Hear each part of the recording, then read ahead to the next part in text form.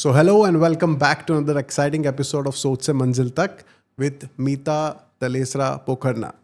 Thank you so much for having me here. And thank you so much ma'am हमारे इस podcast पे आने के लिए. हर बार हम लोग एक एक्सपर्ट को लेके आते हैं हमारे इस पॉडकास्ट के ऊपर. एंड आपका जब मैंने पूरा बैकग्राउंड स्टोरी सुना तो मुझे रियलाइज़ हुआ कि आपको तो पॉडकास्ट पे लाना बहुत ज़्यादा ज़रूरी है. Thank you so much for having me here. And जल्दी से मुझे बताओ कि आपकी क्या ब्रांड का नाम है and how are you doing right now, मतलब कैसा चल रहा है business. Business is going good.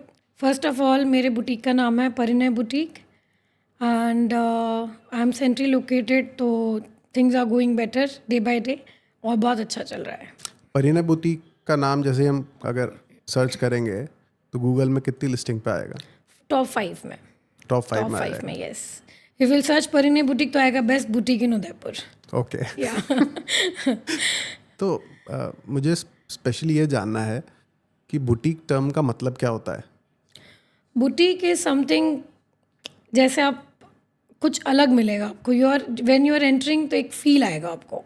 मतलब ऐसे नॉर्मल शॉप्स की तरह आप अगर जा रहे हैं तो ऐसे कि और भी लोग देख रहे हैं, ऐसे कपड़े बिखरे हुए हैं, ये it's not like that. Boutique में आप एंटर करोगे तो आपको एक फील अलग आएगा. द एस्थेटिक, द डेकोर, जो छोटी छोटी चीज़ें मैंने बुटीक में रखी हैं, वॉल्स हो गई, एक फाउंटेन हो गया, शैंडलर हो गया, एक म्यूज़िक से स्लाइट म्यूज़िक चलता रहेगा, तो एक डिफरेंट आपको एक फील मिलेगा. मतलब एक बुटीक इज experience- बेसिकली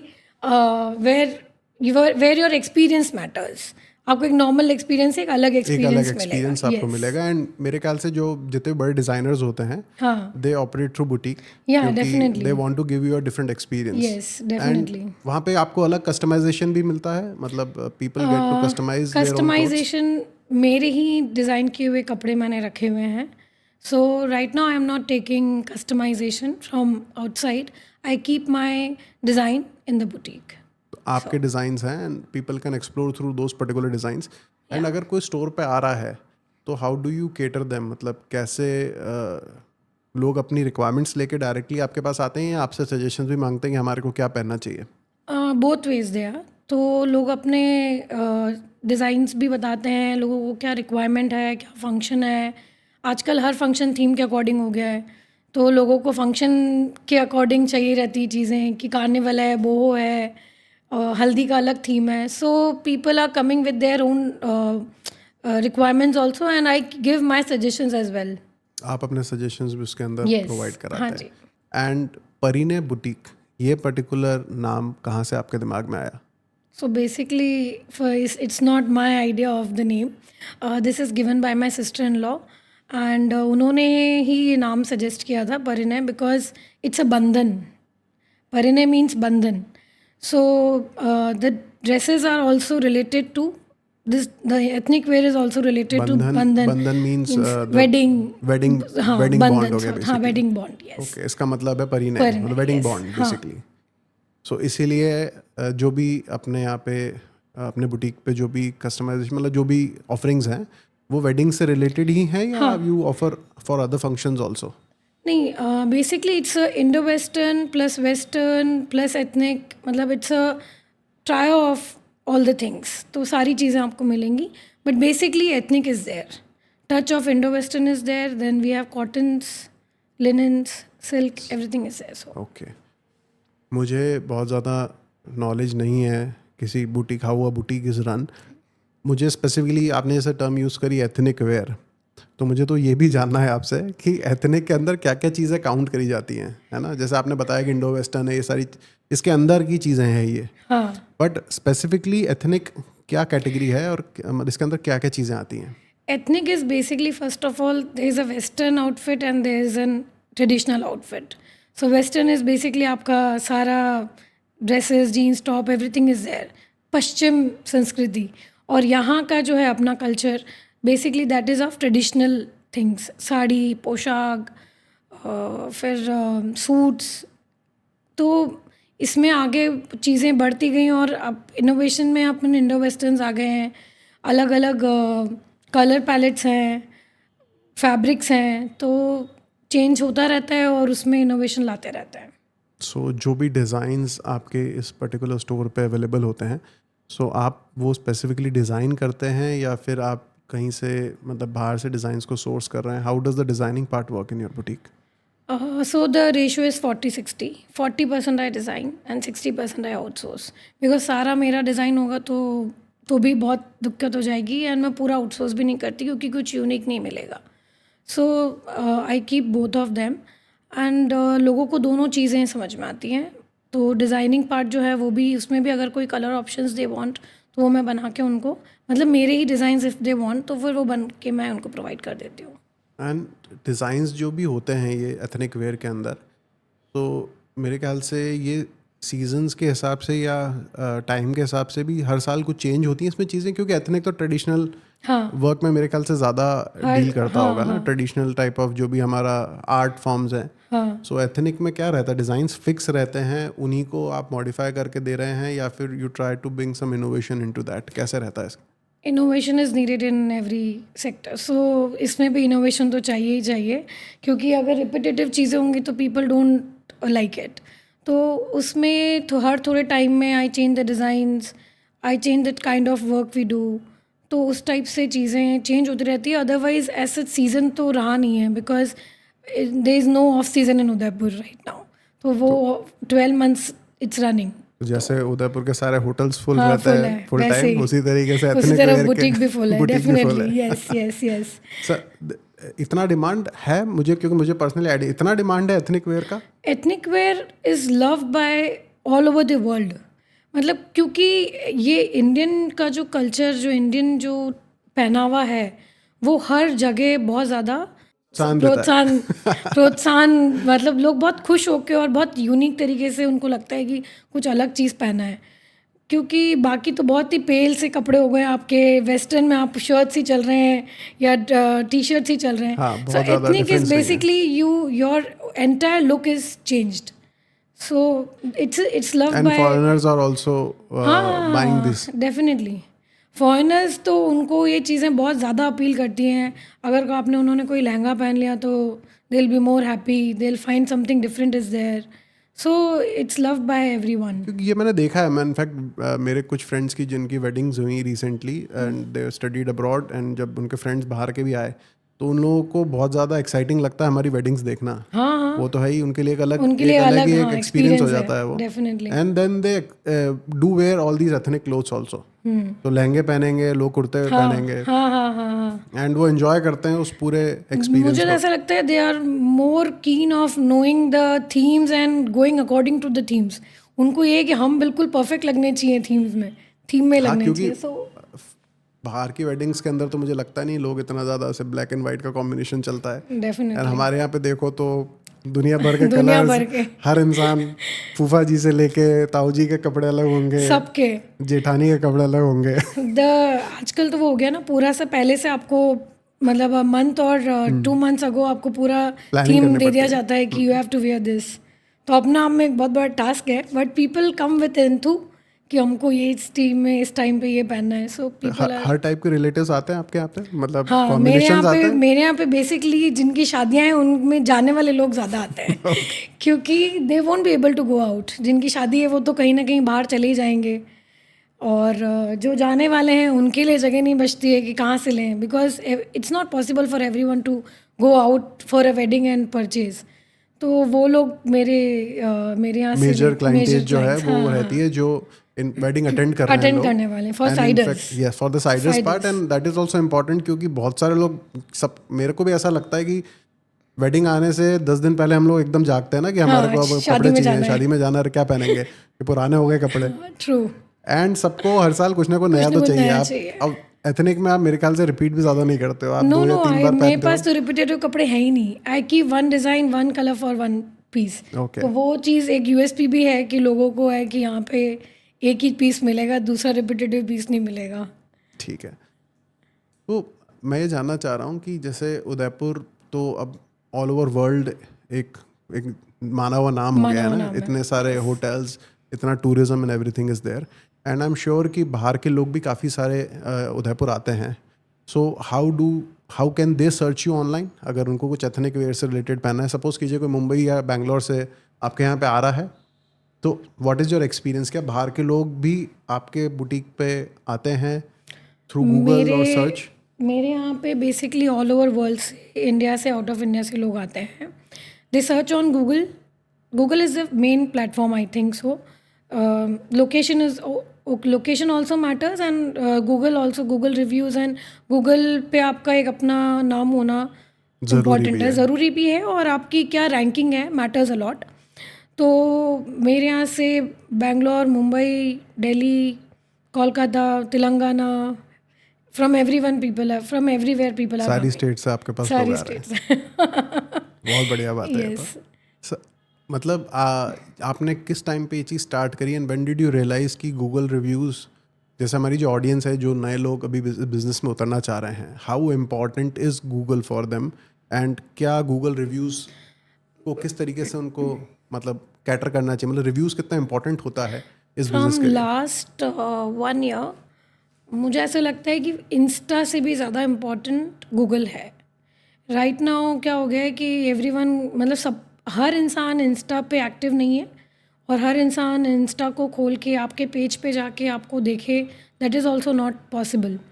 तो अगर आपका नाम अगर गूगल पे है and if you are listing good on Google, तो वो बहुत ज़्यादा मैटर करता है. और मेरे यहाँ पे लोग जो आते हैं वो बेसिकली गूगल रिव्यूज़ और गूगल के सर्च इंजन के सर्च थ्रू से आते ही हैं. जैसा आते आपने हैं. बताया कि भाई मेरी हमेशा रैंकिंग हाँ, टॉप 5 टॉप के अंदर 5 पे आती रही है. है. यस. एंड कोई भी कीवर्ड अगर आप एथनिक से रिलेटेड सर्च मार हाँ रहे हो जी, तो परीना बुटीक विल बी बिल्कुल. Available there. हाँ, and then people go through the reviews. Go through the reviews. फिर वो एक बुटीक का इंटीरियर पूरा उस पर डिस्प्ले है, तो वो भी देख लेते हैं लोग कि कैसा, किस टाइप का प्रोडक्ट है, किस टाइप का है. क्योंकि बहुत सारी जगह ऐसे होता है कि गूगल पे they are displaying good, but generally actual में वो चीज़ एक्चुअल में निकलती नहीं चीज़ें है. निकलती नहीं है. सो उस तरीके से भी एक ऑथेंटिकेशन मिलता है कि अच्छा है ये. पर इतना आसान नहीं होता, मुझे लगता नहीं गूगल पे लोग इतने आसानी से रिव्यूज़ देते हैं. मतलब how I do am you blessed with cater? The best. क्योंकि मेरे यहाँ पे जितने कस्टमर्स आते हैं, I just ask them to take a minute and give me a review. So most of them give them. And is there a repetitive cycle into this business, या फिर आपका ऐसा टारगेट रहता है कि भाई एक बार एक बंदे को कैटर कर लिया देन इट्स डन? किस तरीके से इसकी बिजनेस साइकिल प्लान, मतलब कस्टमर सेगमेंट कैसा रहता है? रिपीटेटिव कस्टमर्स रहते हैं या फिर there are new customers every time? First of all, मेरे जो कस्टमर्स हैं ना, दे आर माई फैमिली. तो जो भी मेरे यहाँ पे फर्स्ट टाइम आता है, तो मेरा उनसे एक अलग बॉन्ड हो जाता है. पता नहीं, मैं बहुत ज़्यादा बोलती हूँ शायद इसलिए, बट मेरा उनसे एक अलग बॉन्ड हो जाता है. तो पीपल कमिंग फ्रॉम आउटसाइड, तो मुझे ऐसा लगता था कि maybe they are coming for the first time, शायद ये वापस नहीं आएंगे. बट मैंने फ्रॉम लास्ट 6-7 मंथ्स में ये रिव्यू किया है कि people are coming again, they are connecting me through WhatsApp, they want a video call, because they know the fabric as well as the detailing and the kind of work I give them. So उनको एक trust है कि if I deliver, जो भी video call पे भी if they purchase, तो वो डिलीवर अच्छी चीज़ ही जाएगी. So I have repetitive customers as well and they have a good bond with me. So एक ट्रस्ट बिल्डअप हो जाता है. यस. से फैब्रिक के बारे में आपने अभी वर्ड यूज़ करा, फैब्रिक को लोग पसंद करते हैं. कितना इम्पॉर्टेंट होता है फैब्रिक सिलेक्शन, एंड किस टाइप का फैब्रिक इस एथनिक वेयर में लोग प्रेफर करते हैं पहनना? मेरे ख्याल से एक क्लोथिंग ब्रांड को चलाने के लिए fabric is the foremost thing. क्या होता है कि अगर आपने कोई सेमी कपड़ा या जो भी है, अगर आपने ले भी लिया है और दिखने में बहुत अच्छा भी है, आपने पहन भी लिया, बट एक जो फील, जो बोलते हैं कपड़े को पहनने के बाद एक फील जो आती है, वो फील नहीं आएगी until and unless the fabric is good. Fabric pure कैसे हुआ? फैब्रिक की प्योरिटी हो गई, थ्रेड काउंट से हो जाती है, डाइंग कितनी अच्छी डाइंग है, फिर कितना फिनिश्ड क्लोथ है जब वो काम हो रहा है उसके ऊपर. So these all things are a very important part of making a dress. तो वो बनने के बाद जब वो चीज़ आती है तो उसका फील डिफरेंट उसका आता फील है. डिफरेंट आता है. फील डिफरेंट आता है. सो मेरे कस्टमर्स जो पसंद करते हैं वो ये है कि I keep a good kind of fabric. मतलब सेमी वाली चीज़ आई डोंट नहीं हैव. अवेलेबल नो, है आई आपके डोंट पास. हैव. इनफैक्ट ये बहुत इंपॉर्टेंट चीज़ है, लोग ये रियलाइज़ नहीं करते. जब हम लोग देखते हैं ना कि हम लोग suppose when you are buying, बिल्कुल बहुत सस्ते कपड़े भी मिलते हैं. इनफैक्ट मेरे केस में ये देखा है स्पेशली कि जब हम पोलोज या कोई टी शर्ट्स खरीदते हैं, if you go with a good brand, जैसे रैल्फ लॉरेन के साथ अगर आपने कुछ ढंग के कपड़े खरीदे हैं, वो सालों साल फैब्रिक उसका वैसे ही मेंटेन रहेगा, रहेगा। मेंटेन रहेगा। जैसे आपने थ्रेड्स के बारे में बताया, ये मुझे नई चीज़ पता चली अभी, शायद इसीलिए वो फैब्रिक कभी ख़राब भी नहीं होता। थ्रेड काउंट इज अपने आप में बहुत इंपॉर्टेंट पार्ट है। मतलब वो अगर जॉर्जेट में हो गया, कॉटन में हो गया, मोडाइल में हो गया, they all have percentage. Okay 20% of cotton, 60% of cotton, मतलब ये एक परसेंटेज चलता है इसमें और काउंटिंग होती है थ्रेड की। तो वो एक बहुत इंपॉर्टेंट पार्ट है। तो उससे जितना फाइन आपका थ्रेड काउंट होगा उतना ही फाइन एक प्रोडक्ट बन के निकलेगा। तो वो एक इम्पॉर्टेंट पार्ट है। जितना हल्का रहेगा उसकी प्राइसिंग वैसी ही होगी। मुझे ऐसा लगता है कि people invest in clothes very frequently now days. तो वो क्या, अगर वो चाह रहे हैं कि कोई चीज़ लें तो वो अच्छी लें, क्योंकि प्रेजेंटेशन अपने आप को पहनना, खुशी भी होनी चाहिए पहनने की, और एक प्रेजेंटेशन प्रेजेंटेबल भी होना चाहिए। So the product which is finished, उसका लुक अलग आएगा। प्योरिटी का ऑब्वियसली गोल्ड फर्क एंड पड़ता है। गोल्ड, और अगर आप सेमी लेंगे तो आपको डिफरेंस पता चल जाएगा आपको। सामने से नहीं लगेगा may be, but feel is different. बिल्कुल। तो ये थॉट प्रोसेस क्या जाता है इसके पीछे, किस टाइप की रिसर्च जाती है? अगर आपको आज कोई बुटीक स्टार्ट करना है, अगर कोई जो हमारे लिसनर्स हैं and they want to establish their own boutique in coming years, या आपसे इंस्पायर होकर if they want to enter this business, क्या चीज़ इंपॉर्टेंट होती है? किस टाइप की रिसर्च आपको पहले करनी है, एंड क्या बैक एंड वर्किंग आपको करनी चाहिए इस बिज़नेस में उतरने से पहले? फर्स्ट ऑफ मैं बताना चाहूँगी कि I am also offering and franchise model. So if people want to open their own boutique तो वो आके मुझसे बात कर सकते हैं इस रिगार्डिंग। ओके एंड सेकेंडली मुझे लगता है मार्केट रिव्यू करना बहुत ज़रूरी है कि आपका पॉपुलेशन कैसा है। जैसे अपने उदयपुर में पॉपुलेशन बहुत कम है। अगर आपको एक अच्छा टर्नओवर चाहिए और एक अच्छा आपको ग्रोथ चाहिए, तो उसके लिए सिर्फ उदयपुर के लोगों से आप ग्रोथ की एक्सपेक्टेशंस नहीं रख सकते। We whole world is the market. जितनी फीमेल्स हैं पूरे ऑल ओवर वर्ल्ड में, they are my target customers. तो इसलिए क्या है, जहाँ पे भी आप रह रहे हैं वहाँ पे आपको ये पता होना चाहिए कि आपका किस टाइप का फैब्रिक और किस टाइप के लोग कपड़ा पहनना पसंद करते हैं। अगर आपको वो आइडिया रहता है, आप किस टाइप का आपका सर्कल में आप उठते बैठते हैं, तो आपको आइडिया लग जाता है कि लोगों की क्या चॉइस है, क्या टेस्ट है लोगों क्या का? टेस्ट है।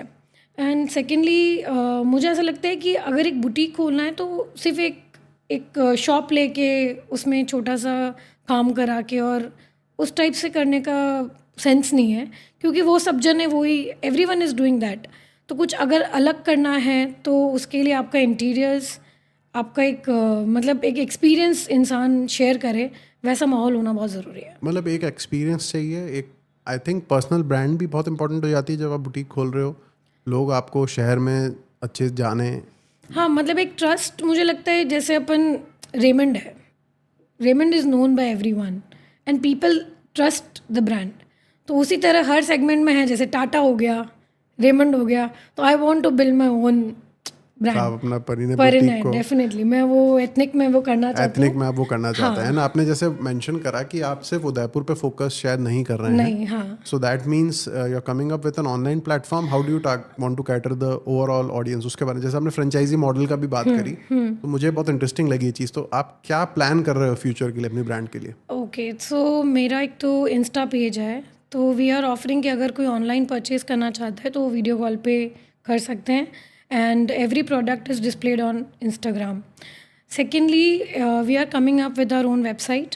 ओके तो वेबसाइट पे भी आपको साइजेस एंड कलर पैलेट्स सब चीज़ें अवेलेबल हैं, तो उसमें भी आप ऑनलाइन परचेज कर सकते हैं। और फ्रेंचाइजी मॉडल ऐसा है कि those people who want to really want to work, कि फैशन में अपना कुछ काम करना है या सिटिंग एट होम, और they really want to come up with something new and something unique if you want, तो we are there to help you.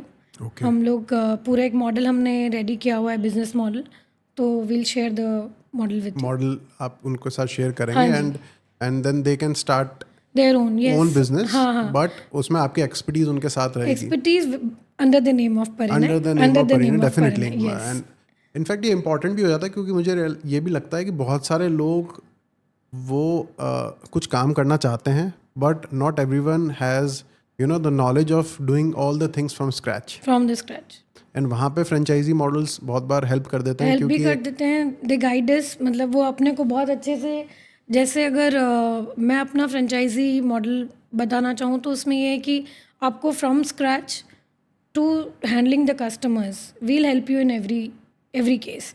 तो वो आपको कहीं पे भी आपको ऐसा नहीं लगेगा कि you are alone to handle the, मतलब आपका एक नया वेंचर है तो आपको एक अलग, आपको ऐसा नहीं लगेगा कि मैं अकेली हूँ जो मैं कर पा रही हूँ. We are always there to help you and will guide you at every point. बहुत ज़रूरी हो जाता है बहुत सारे लोगों के लिए, क्योंकि जब आप नया बिजनेस स्टार्ट करते हो तो अगर आप एक फ्रेंचाइजी के अंदर हो तो बहुत बार आपको एक ब्रांड नेम का हेल्प मिल जाता है टू हेल्प मिल एक्सेलरेट जाता योर करियर. यस. क्योंकि वरना मेरे ख्याल से बहुत सारे बुटीक्स होंगे.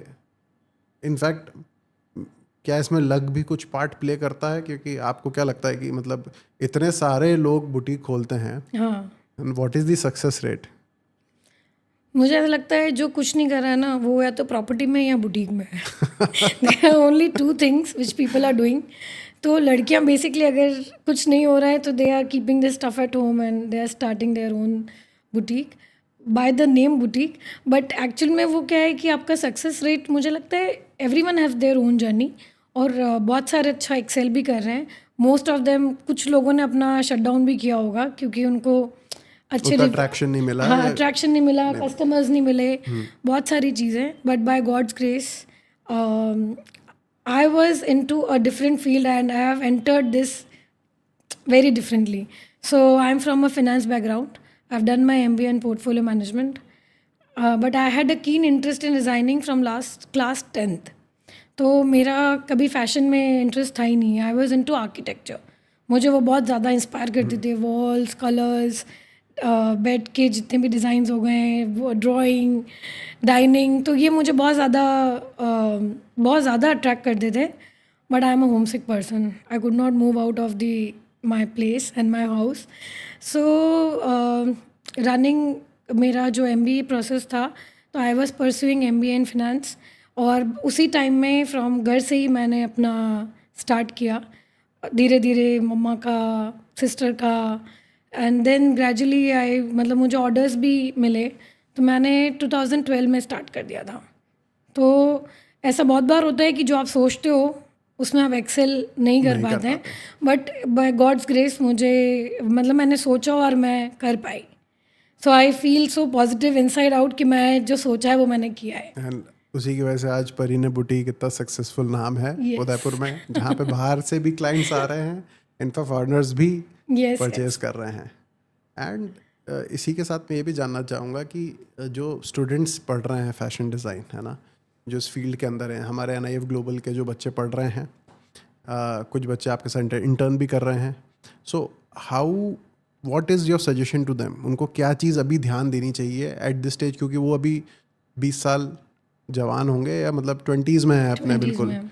And if they want to come up with some new stuff या कुछ नई चीज़ स्टार्ट करना चाहते हैं, so what is your one suggestion, या एक या दो ऐसे क्या सजेशन है जो उनको फोकस करना चाहिए? I think focus is very important. अगर आप डिज़ाइनिंग ही करना चाहते हैं तो उसी में परस्यू करना चाहिए. जैसे देर आर मल्टीपल थिंग्स. या तो आप अपना खुद का ही डिज़ाइन, खुद के ही पैटर्न्स आप रखना चाहते हैं तो you should start from today itself. कि अगर आप कोई डिज़ाइन बना रहे हैं तो मैं, जैसे इंटर्न है मेरे यहाँ पे, तो मैंने उनको भी बोला है कि आप बनाइए, will display your things at our store. तो स्क्रैच से अगर करना है, और फोकस बहुत ज़रूरी है कि आपको अपना डिज़ाइन चाहिए या फिर आप सिर्फ सेल्स करना चाहते हैं. मतलब सही बहुत बात सारी चीज़ें हैं इसमें, तो अपने को किस में जाना है, क्योंकि डिज़ाइनिंग अपने आप में एक बहुत बड़ी फील्ड है. अगर आप डिज़ाइनिंग में जाते हैं तो इट्स वेरी डिफ़िकल्ट कि आप आउटसोर्स वाली चीज़ें भी रख पाएँ. तो आप सिर्फ डिज़ाइनिंग अगर करना चाहते हैं तो डिज़ाइनिंग में जाएँ, और सेल्स करना चाहते हैं तो सेल्स में जाएँ. But you should be focused on that. And secondly, selling is very important. मतलब you should not force anyone to take your product. So मतलब अगर मैं कहीं किसी स्टोर पे जाऊँगी तो मेरी आदत है सारे कपड़े निकाल के देखूँगी क्या चीज़ अच्छी है क्या नहीं है. सो कोई अगर मेरे यहाँ आता है तो मैं उसको वही फ्रीडम और वही एक कंफर्ट जोन देना चाहती हूँ, और देती भी हूँ. तो जिससे उनको ये लगे कि यहाँ से लेना कंपलसरी नहीं है. If they like something then only you have to take the things. तो मार्केटिंग भी अपने आप में एक बहुत बड़ी चीज़ है क्योंकि मार्केटिंग अगर अच्छी नहीं नहीं है कर पाए तो कुछ हो नहीं सकता। नहीं पॉसिबल है। अभी आपने जो इतनी सारी चीज़ें बताई, सबके एक्सपीरियंस के बारे में पता चलता है। जैसे हमें पता चलता है कि आप जब ये बताते हैं कि मार्केटिंग इंपॉर्टेंट है, फोकस करना इंपॉर्टेंट है, एंड आपने एक ही चीज़ के ऊपर पर्टिकुलरली फोकस करा। ये सारी इन्फॉर्मेशन से पढ़ाई से आई या फैमिली में भी कोई ऐसा बैकग्राउंड था जो ओके। बचपन से कुछ चीज़ें इनवाइब हो गई आपके अंदर? ये एक्चुअली मेरे फादर जो हैं वो बिजनेस बैकग्राउंड से हैं, एंड मेरे जो इन लॉज हैं वो भी बिजनेस बैकग्राउंड से हैं। So I have never seen a person getting ready at 9 and going to office. तो मेरा जो बैकग्राउंड है वो भी बिजनेस का रहा है, and right now I am married in a business family. My husband is also a businessman. So ये सारी चीज़ें जो हैं, जितनी ये चीज़ें मैं बोल पा रही हूँ, that is all because of them. क्योंकि उनका एक्सपीरियंस दे, मतलब वो हर जगह एक गाइडेंस रहती है बड़ों की, जिसकी वजह से आपको पता रहता है कि you are doing wrong, you are doing right. तो वो एक बहुत इंपॉर्टेंट पार्ट है। तो मेरी पूरी फैमिली जो है वो बिज़नेस की है, तो बैकग्राउंड वही रहा आपने है। ये बुटीक जो है ये बिफोर मैरिज स्टार्ट किया है या after marriage you entered into this business? So in 2012 when I was pursuing my masters, तो उसी टाइम में पढ़ाई तो मैं पोर्टफोलियो मैनेजमेंट की कर रही थी, but my interest was in designing. So before marriage I started this thing. Designing में मतलब काम, डाइंग, फैब्रिक, ये सब स्टिचिंग पार्ट, ये आई स्टार्टेड दैट। और 2014 में when I got married, my father in law asked me कि क्या करना है, घर पे तो बैठना नहीं है। मैंने कहा नहीं पापा, नहीं बैठना है, बिल्कुल नहीं बैठना है। So that day, I think 2013 I got married, and January we decided, 2014 we decided to start my own boutique, and June we started. So the journey started in June, 19 June 2014. And आपकी पूरी जो मतलब in laws की family थी, दे वर fully supportive? Yeah, they कि are अभी very करो, open आगे minded बढ़ो। people. मतलब फैमिली के सपोर्ट के बिना it's next to impossible to do anything. So I have 2 kids. सो मेरी मदर इन लॉ ने, मेरी मदर ने, they have supported me throughout my journey, and because of them I am here, to be very Frank.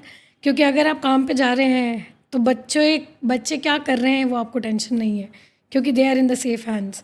तो my in laws and my parents, they have supported me through इसीलिए out this. Family का role बहुत important हो जाता है जब भी आप कोई डेफिनेटली, बिजनेस स्टार्ट कर रहे हो तो। Definitely I am, and even I am more blessed because मेरे खुद के पेरेंट्स भी यही हैं, और my in laws are also there.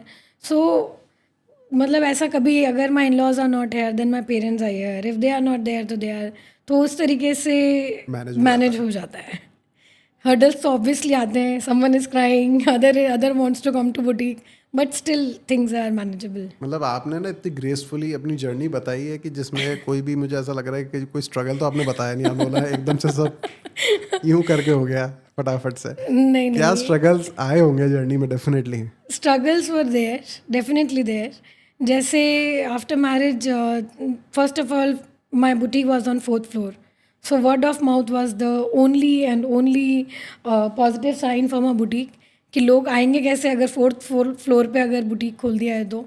But मेरे कस्टमर्स जो डे 1 पे आए हैं, they are still coming to my store. तो it is the biggest achievement I had in my life. और ऐसा है कि मतलब pregnancies, both pregnancies were there, तो ऑन एंड ऑफ भी हुआ है। But I had a good staff always, तो मैं ऑनलाइन काम करती रही, ऑन एंड ऑफ चलता रहा। बट ठीक है, सारे हर्डल्स क्रॉस करके आई am here right now. That's great. And इसी के साथ अब हम आपसे एक स्पेशल सवाल पूछेंगे कि अगर आपको कोई और फील्ड चूज करनी हो आज अपने इस काम को छोड़ के, तो ऐसा कौन सा बिजनेस आपको लगता है कि आजकल बहुत ज़्यादा हिट चल रहा है, या बहुत ज़्यादा मतलब you would be interested in? There are many I think, but my focus is on my business only right now. क्योंकि मैंने कुछ और भी प्लान किया है, something big I have thought of Parinay, तो मैं उसी में आगे परस्यू करूँगी। मतलब मेरे काम को बहुत बढ़ाना है। मतलब आपको परिणय को मेरे ख्याल से वर्ल्ड लेवल पे ले जाने की तैयारी आप डेफिनेटली, कर दिस रहे is my thought, actually this is my thought कि मुझे वर्ल्ड लेवल पे आई नीड अ रिकग्निशन। हो। एंड ये जो एटीट्यूड होता है किसी एंटरप्रेन्योर के अंदर कि मुझे वर्ल्ड लेवल पे अपना नाम करना है, ये जो एट्रीब्यूट है इसको आप कितना इंपॉर्टेंस देते हो? मतलब कितना ज़ील आप, मतलब कैसा, जब आप अपनी ब्रांड के बारे में, जब आप रात को सोने जा रहे हो, या आप सपोज कीजिए पूरे दिन में आपका कितना थॉट प्रोसेस दिमाग में बिजनेस से रिलेटेड चलता है, या आराम से चल रहा है ठीक है देखेंगे, नहीं नहीं, easy back of going the हो, mind there is always a trigger going on कि क्या, कुछ नया करना है? व्हाट नेक्स्ट, अब आगे क्या करना है, कैसे इसको और बढ़ाना है, लोगों को कैसे इंटरेक्ट करके लोगों को समझाना है कि this is a good business. मतलब फ्रेंचाइजी मैं इसीलिए करना चाह रही हूँ क्योंकि फीमेल्स आउट देयर जो करना चाह रही हैं, it's good for both of us, मतलब for my brand also and for them also. So मैं इसी दिमाग में यही चलता रहता है कि how to make this bigger. मुझे ये भी जानना है आपसे कि जैसे आपने बताया कि मुझे इसको बड़ा बनाना है ब्रांड को, एंड मैंने एक किताब पढ़ी है, it's called the intelligence trap, जो कहती है कि जब हम कोई कंपनी को बहुत बड़ा बनाने जाते हैं, जब ऑलरेडी बड़ी बन जाती है कंपनी, तो उसमें इनोवेशन आना बंद हो जाता है कंपनी के अंदर, राइट? जैसे नोकिया के साथ भी यही हुआ था, वो इवॉल्व नहीं कर इवॉल्व पाए, नहीं कर पाए। इनोवेशन नहीं कर पाए, और भी बहुत सारी कंपनियां उस फेज में आती हैं। So what is your view point on this intelligence trap? मतलब ऐसी क्या चीज़ आपको लगती है कि आपकी इस पर्टिकुलर बिजनेस में एक रुकावट बन सकती है, या फिर आपको innovation, you have to keep on innovating? मुझे ऐसा लगता है कि innovation is needed at every segment. तो यहाँ पे भी इनोवेशन की ज़रूरत है, और इनोवेशन की वजह से ही आपका जो ग्रोथ है वो कांस्टेंट बढ़ता रहता है। तो इनोवेशन कैसे हो सकता है, जैसे लड़कों में तो शर्ट का पैटर्न है, शर्ट में आप कलर्स या डिजाइन ला सकते हैं, बट लड़कियों में, गर्ल्स फीमेल सेक्टर में there are plenty of designing, plenty of scope and plenty of, बोल सकते हैं कि एक वास्ट वास्ट सेगमेंट है जिसमें आप बहुत सारी चीज़ें नई देखने को भी मिलती हैं और ला भी सकते हैं। तो innovation is definitely needed, and मेरे यहाँ पे भी यही है कि मैं हर थोड़े टाइम में, मतलब जैसे जेंजी हो गया तो उनके अकॉर्डिंग कुछ चीज़ें रखी हैं, कुछ चीज़ें मैंने बड़ों के हिसाब से रखी हैं, कुछ चीज़ें जो हैं वो बीच वाले जो जो आपका मिडिल एज के लोग हैं उनके लिए रखी है। तो मुझे ऐसा लगता है कि एवरी टाइम, मतलब चीज़ें उनके लिए अवेलेबल भी होनी चाहिए और उसमें इनोवेशन की ज़रूरत भी है।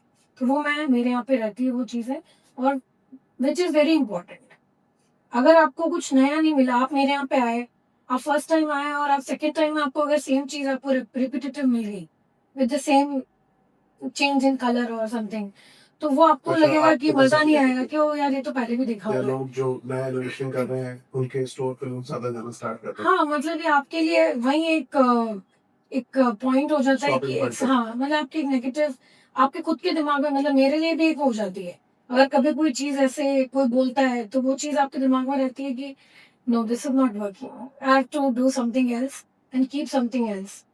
तो वो चीज़ आपको माइंड में रखते हुए तो वो चीज़ें रखनी पड़ती है और वो ज़रूरी भी है। क्या क्या प्रोडक्ट्स एथनिक वेयर में आपके स्टोर के ऊपर अवेलेबल है, और एथनिक वेयर के अंदर क्या क्या चीज़ आती है? सिर्फ कपड़े ही आते हैं या फिर footwear? Ethnic is a very vast field. Ethnic में बेसिकली मेरे यहाँ पे जो मैंने रखा है वो है साड़ीज हो गई, Indo western are there, then normal suits हो गए, regular semi party wear, cotton wear, western outfits are there, tunics are there.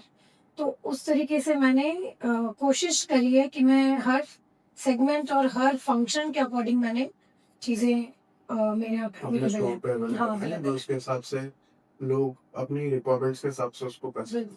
तो मुझे एक बात बताओ कि जो भी लोग आपके कंज्यूमर्स हैं, जब वो स्टोर पे आते हैं तो उनको ये सारी जो आपने टर्म्स यूज करी अभी, मैं ऑब्वियसली रिपीट नहीं कर सकता, पर क्या वो सब चीजें पता होती है या ऑलरेडी आती नहीं हैं? नहीं नहीं, तो क्या मतलब आप लोग कैसे डील करते हैं? बहुत लोगों को पता भी होती है, they are updated with the market, और बहुत लोग होते हैं जिनको नहीं पता होता है। तो वी सजेस्ट देम कि आपका क्या रिक्वायरमेंट है। फर्स्ट ऑफ ऑल वही होता है, क्वेश्चन ही यही रहता है कि क्या ओकेजन है, मतलब आप नॉर्मली ले रहे हैं या किसी ओकेजन के लिए ले रहे हैं। तो according to their requirement we suggest them, we give them the ideas, आप ये पहन सकते हैं। बहुत बार मैंने, बहुत लोगों को क्या होता है कि कोई नया डिज़ाइन होता है but they don't want to try it, क्योंकि एक प्रॉपर एक पैटर्न चल रहा है कि नॉर्मल सूट पहन लिया, यही अच्छा है, हमारे पर यही अच्छा लगता है। बट मैं उनको फिर थोड़ा सा फोर्स करके बोलती हूँ कि at least try, there is no, आपको कोई फोर्स भी नहीं है कि आपको लेना ही है। It's just that try once कि आपके ऊपर लगता कैसा है। लुक एट योर सेल्फ कि आपके ऊपर कैसी चीज़, कैसा बाहर पहन के आने के बाद आपको कैसी फील आ रही है, कैसा लुक है। तो जब वो ट्राई करते हैं तो उनको बहुत अच्छा लगता है, तो बोला हमने ये पहले क्यों नहीं सोचा।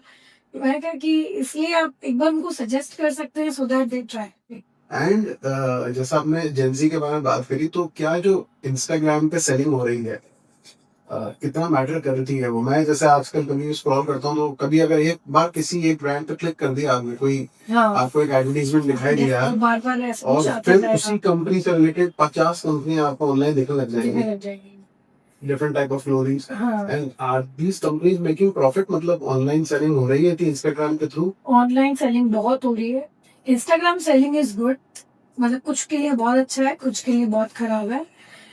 They have also hampered the market a lot, क्योंकि जो लोग बिजनेस सालों से कर रहे हैं, जनरेशन टू जनरेशन जिनका बिजनेस चल रहा है, उनका एकदम से साफ, मतलब मुझे लगता है after Covid it has taken a new Heights.